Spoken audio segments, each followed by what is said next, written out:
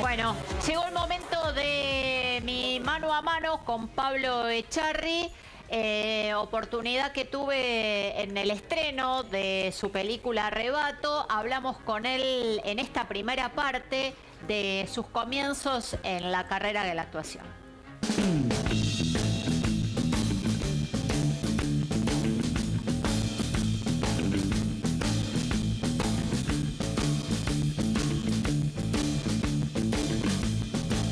Pablo, Arrebato es un policial, fundamentalmente, donde te tiene a vos como protagonista. ¿Qué fue lo que te decidió hacerlo? ¿Cómo fue la propuesta? ¿O tuviste algo que ver con la gestación? No, en este caso no. Un poco diferente a los trabajos que vengo encarando últimamente, que muchos parten un poco de la génesis, digamos, de gestionarlo personalmente. No, fue algo que me devolvió de nuevo al esquema del oficio del actor directamente, y de ocuparme simplemente de lo que me tocaba contar y tratar de hacerlo de la mejor forma posible. Me llegó el guión fines del año pasado. Me encuentro una historia sólida, simple, que en la escritura no era ambiciosa, ya que buscaba traslucir un mundo que me era atractivo.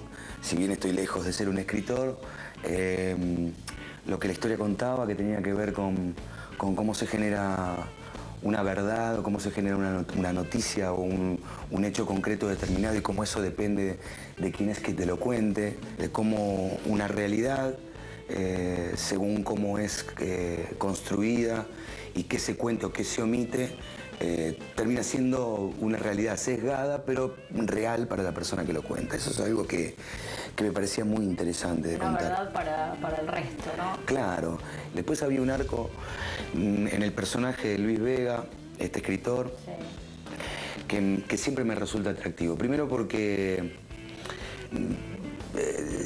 tanto en el cine como en el teatro, cosa que no pude hacer en la televisión y que tampoco intento, que es desligarme de los personajes nobles, ¿no? del héroe, de colocarme el traje de héroe para contar una historia. En cine y en teatro siempre busqué como el camino opuesto.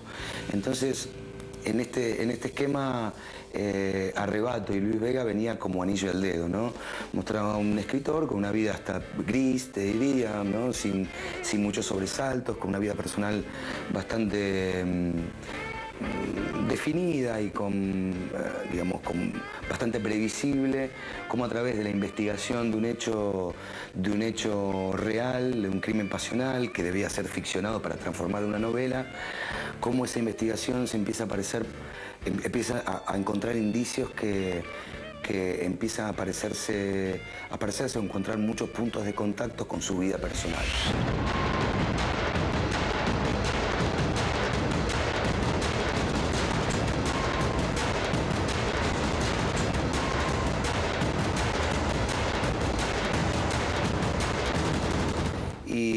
Y bueno, yo venía un tiempo que no filmaba. Lo último que había filmado, lógicamente porque después me había metido en producciones de televisión y todo lo que eso implica, ¿no? En el Ejido habíamos tanto tiempo generándola, y es un trabajo muy extenso, y el momento de la grabación, estar en el aire ya también hace que los productores de cine o los directores piensen más en otros, porque calculan, claro, que no tenés espacio físico para hacerlo. Qué linda novela. Ay, bueno, gracias. El Elegido fue una enorme satisfacción para los que la hicimos. Para mí, un sueño cumplido, ¿no? La primera vez que podía concretar y plasmar una idea que ya venía desarrollándose los 10 años previos, anteriores, ¿no? Sí, porque en Montecristo y en Resistiré no produjiste vos, pero te metías en todo, Sí, ¿no? sí, vos, sí, casi antinaturalmente, ¿no? O sea, ya lo buscas de siempre, aquí que le volví un poco loco, donde me metía un poco en los libros, en el desarrollo de algunos personajes y algunas cuestiones, algunos pormenores que tenían que ver con la realización, a las que Quique soportó muy bien, ¿no? Pero en Resistiré y Montecristo eso se agudizó. Fue un poco tomado por asalto, digamos, esas cosas fue una experiencia donde yo, digamos, tomé esa potestad del proyecto casi por mi forma de ser, ¿no? O sea, yo siempre me reconocí un tipo muy obsesivo con el trabajo, por eso me metía tanto en las cosas. Mi obsesión por cuando veía algo que no funcionaba o que podía ver hacia dónde debía ir para que llegara a buen puerto, no podía dejar de intentar hacerlo. Entonces, producir para mí fue encontrar un espacio donde depositar esa obsesión que él como actor no lograba completar, porque como actor siempre me tenía que limitar a ponerme la ropa y a cumplir el rol específico y no más.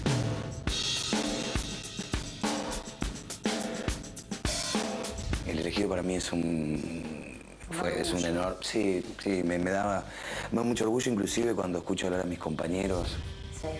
Siempre noté que por ahí, si había algo que podía hacer bien, era armar un equipo para hacer sentir a todo ese equipo como parte de él, parte importante de ese trayecto, que el artista se sienta cómodo, feliz, en un clima festivo, donde no tiene que cuidar su propio espacio está cuidado. Entonces se crea como un ida y vuelta muy, muy rico.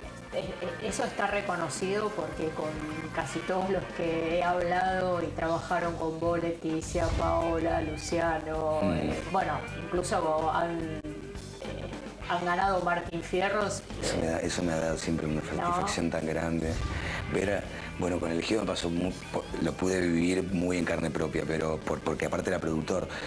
Pero no hay placer que me dé más grande que tenga que ver cómo ese grupo armado logra el lucimiento hacia afuera, ¿no? Eso me enorgullece mucho, o sea, es algo que me hace seguir adelante, digo, ¿cómo yo podría hoy dejar de producir, por más complejo que sea, si a la hora de ofrecerle a un compañero un trabajo, veo que de la gran, inmensa cantidad que por primera opción se le ofrece un personaje, terminan diciendo que sí. Eso tiene que ver con un respeto, con un cariño, con un gusto profesional y artístico por lo que se hace que amerita seguir avanzando.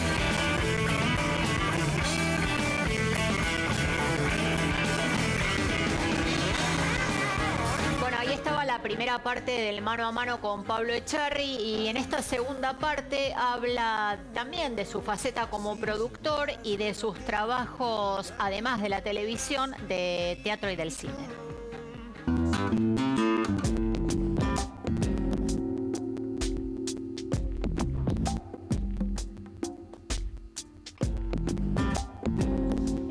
El otro día hablaba con Paola Krum sobre tu primer trabajo, que fue Solo para parejas, y ella me decía que se fue corriendo de lo que el medio quería de ella, ¿no? Y me parece que, bueno, sin comparar las carreras de los dos, a vos también te fue pasando lo mismo, ¿no? Te fuiste corriendo de ese lugar. Sí. Yo fui más condescendiente con el galán y con, digamos, bien... Quedaste más, digamos, un poquito más. Si bien había una búsqueda cuando avanzaba tanto en las películas como cuando aparecía alguna obra de teatro, siempre tenía el deseo de elegir algún personaje que me alejara de lo que me proponía el género de la novela. Lo exploté un poco más. Pero paralelamente hiciste Plata Quemada, sí. Paralelamente hiciste, bueno, La Viuda de los Jueves. Sí, filmé varias cosas. Crónica de una fuga, bueno, la verdad que cantidad de más que no tenían que ver con ese rol. No, porque me siento que fui afortunado, porque apenas deseé interiormente poder contar otros personajes, me aparecieron. Hubo siempre algo muy cercano entre el deseo interior de querer hacer algo y la concreción de ese deseo. Me pasó un poco con el descubrimiento de este oficio, de actuar. Yo vendía ropa en Wilde y lo deseé tanto y lo craneé tanto que lo que deseé en un momento se plasmó. Y me pasó con eso con el cine después. Me pasó algo muy, muy fuerte con Plata Quemada, por ejemplo, que fue una de las primeras películas. Bien había hecho antes, había hecho El Desvío, Solo Gente, que me habían traído enormes satisfacciones. Yo lo miraba mucho a Marcelo Piñeiro, me encantaba cómo filmaba. Y yo me acuerdo que una vez voy a una conocida cadena de videoclub que ya no está, que aparte vendía literatura, vendía libros, digamos, ¿no? Y me encuentro en el escaparate con Plata Quemada. Compré la novela, la compré y me fui. Y la empecé a leer. Y cuando la leí me enamoré profundamente de esa novela. Dije, ay, como me gustaría ser el Cuervo de Plata Quemada. A los 10 días apareció un llamado telefónico de Marcelo Piñeiro, donde quería tener una charla conmigo. Y cuando me contó de la historia y me contó el personaje que me quería, que era el Cuervo, me impacté mucho. Y me terminé dando cuenta, recordando cuántas cosas habían sucedido de la misma manera. Y eso me siguió pasando a lo largo.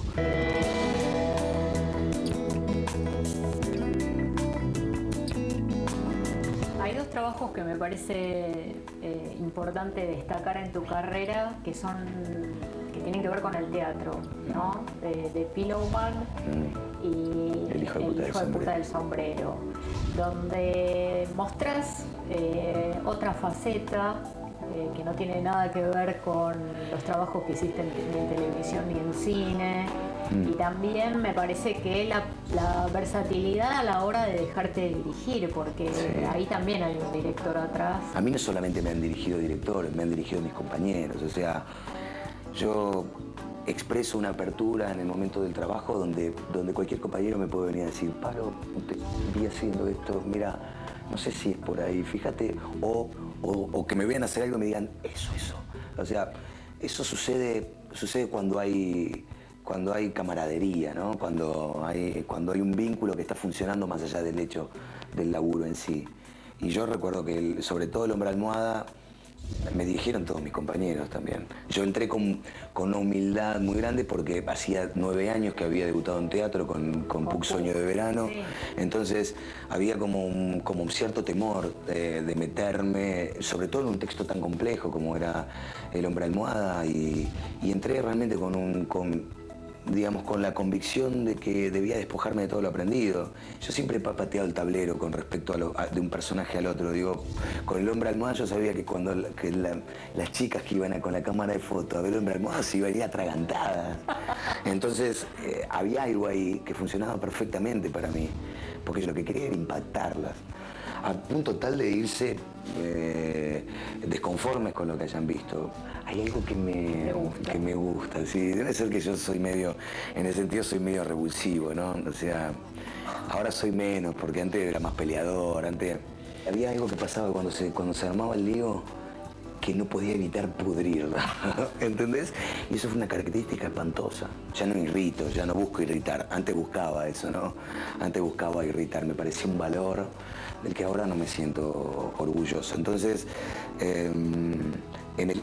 esas elecciones tenían mucho que ver con esta personalidad mía, que tampoco la quiero matar del todo, porque si no sería... Porque serías otra persona. Y si no me empezaría a ser condescendiente con el público para caerle bien, y en realidad me parece que estaría perdiendo algún valor. Sí. Para terminar, 3, 4, 5, 2, actores, actrices... Por cómo ha llevado ese deseo irrefrenable de actuar y ser... condescendiente con su deseo, es Pepe Soriano. Y ahí yo había cumplido otro sueño, por eso en el esquema amo a Graciela Borges por su calidad de persona, y el que admiro mucho es a Leonardo Garaglia, mucho, por un compromiso extremo con su oficio y con una búsqueda febril y obsesiva de cómo lograr ese personaje.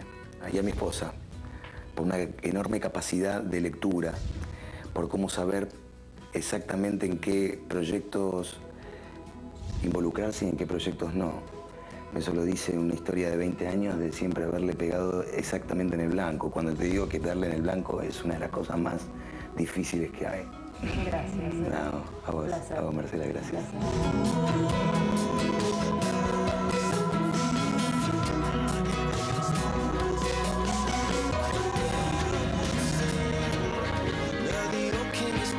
Bueno, muchas gracias. Gracias Pablo Echarri. Muchas gracias por la nota y gracias a Raquel Frota, su agente de prensa, por la película Arrebato. Y además quiero contar que Pablo está ya preparando su novela para el año que viene en Telefe, junto a Nancy Duplá, son productores y ambos protagonistas de la novela, y van a traer, gracias a Dios, a Miguel Ángel Solá para que esté con ellos en esa producción, y los va a acompañar Susupe Coraro. Estos son los 4 nombres, los protagonistas de la novela de Pablo Echarri.